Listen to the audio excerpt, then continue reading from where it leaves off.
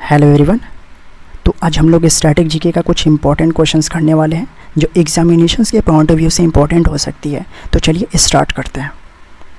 पहला क्वेश्चन क्या बोल रहा है कि where is secretariat of SAARC located, यानी सार्स का मुख्यालय कहाँ पर है। पहला ऑप्शन में बोला गया दिल्ली, बी में बोला गया काठमांडू, सी में बोला गया लाहौर एंड डी में बोला गया है कोलंबो। तो इसका राइट आंसर होगा वो ऑप्शन बी काठमांडू। तो कुछ बेसिक इन्फॉर्मेशंस कलेक्ट कर लेते हैं सार्स के बारे में। तो सार्स का फुल फॉर्म होता है south Asian association for regional corporations. इसमें टोटल मेंबर जो है वो 8 कंट्री है। पहला मालदीव्स, दूसरा में श्रीलंका, तीसरा इंडिया, चौथा पाकिस्तान, पाँचवा अफगानिस्तान, छठा नेपाल, सातवां भूटान, आठवां बांग्लादेश।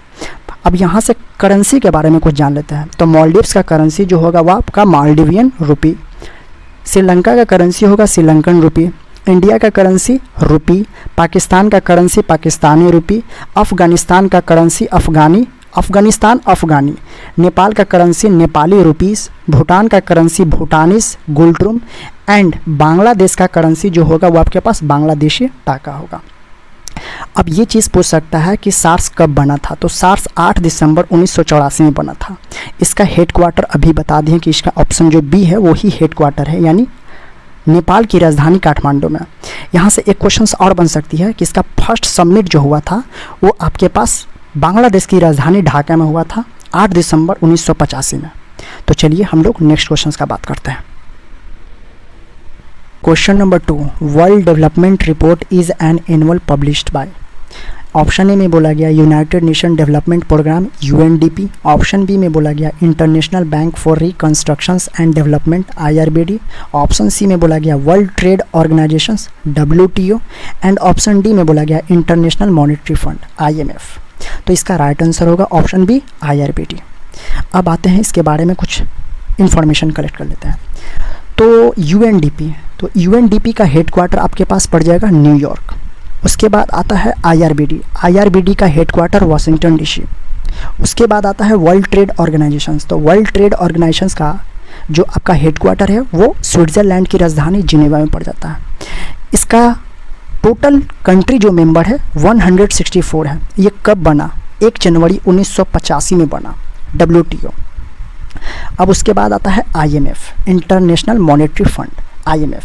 इसमें टोटल कंट्री जो है 190 कंट्री है। ये 1944 में बना था। इसका हेडक्वार्टर आपके पास वाशिंगटन DC पड़ जाएगा IMF का। यहाँ से एक क्वेश्चन और बनता है कि वर्ल्ड बैंक और IMF को ट्विन सिस्टर के भी नाम से जाना जाता है।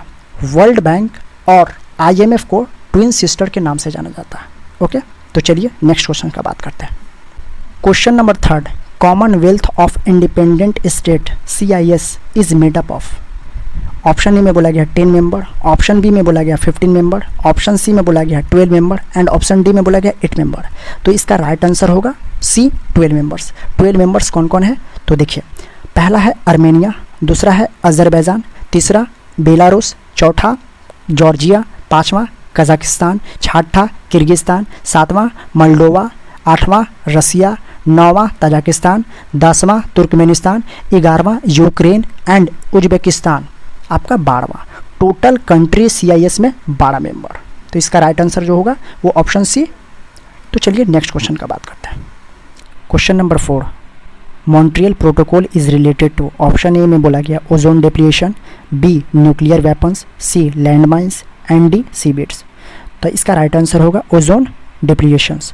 मॉन्ट्रियल जो है वो सिटी ऑफ कनाडा, यानी कनाडा का एक सिटी पड़ता है मॉन्ट्रियल प्रोटोकॉल, उसी से रिलेटेड है आपका ओजोन डिप्लीशन। तो चलिए क्वेश्चन नंबर नेक्स्ट का बात करते हैं। Question number 5, maastricht treaty is related to. Option A में बोला गया ग्लोबल वार्मिंग, ऑप्शन बी में biodiversity, option C biological weapons and option D European community. तो इसका राइट आंसर होगा ऑप्शन डी यूरोपियन कम्युनिटी। तो चलिए नेक्स्ट क्वेश्चन का बात करते हैं। Question number 6, South Asian association for regional cooperation SARS was formed. Option A में बोला गया 8 दिसंबर 1985, ऑप्शन बी में बोला गया है 4 अप्रैल 1949, ऑप्शन सी में बोला गया 8 अगस्त 1967 एंड ऑप्शन डी में बोला गया 1 जनवरी 1995। तो इसका राइट आंसर होगा ऑप्शन ए 8 दिसंबर 1985। और 4 अप्रैल 1949 को क्या, ये नाटो का फॉर्मेशन हुआ था। नॉर्थ अटलांटिक ट्रीटी ऑर्गेनाइजेशन, जो अमेरिका के द्वारा बनाया गया एक संगठन है। इसमें कितने कंट्री आते हैं? तो 30 मेंबर आते हैं, ठीक है। तो इसका हेडक्वार्टर कहाँ है? बेल्जियम की राजधानी ब्रुसेल्स में है। तो चलिए नेक्स्ट क्वेश्चन का बात करते हैं।